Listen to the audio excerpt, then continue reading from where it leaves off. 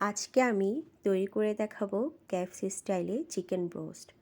চলুন তাহলে শুরু করা যাক। প্রথমে আমি রসুন বাটা, আদা বাটা, সয়া সস, মরিচের গুঁড়া, সাদা গোলমরিচের গুঁড়া, স্বাদ মতো লবণ দিয়ে নিব। এরপর মাংসগুলো আমি মেরিনেট করে রেখে দিব।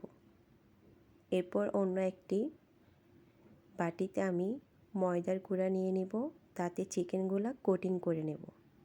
প্রথমে আমি একবার কোটিং করার পরে ঠান্ডা পানিতে চিকেনগুলো ভিজিয়ে নেব। ভেজানোর পরে আবার সেমভাবে চিকেনগুলোকে আমি কোটিং করে নেব। এভাবে একে একে সব চিকেন আমি কোটিং করে নেব। করার পরে আমি কিছুক্ষণ ফ্রিজে রেখে দিব একটু শক্ত হওয়ার জন্য। 1 ঘন্টা পরে আমি চিকেনগুলোকে নামিয়ে নেব।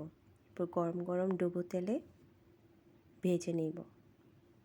ব্যাস হয়ে গেল আমার মজাদার কেএফসি স্টাইলে চিকেন ব্রোস্ট।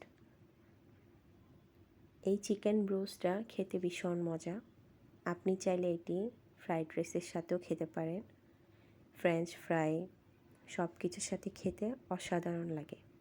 আমার ভিডিওটি ভালো লাগলে শেয়ার করবেন। আল্লাহ হাফেজ।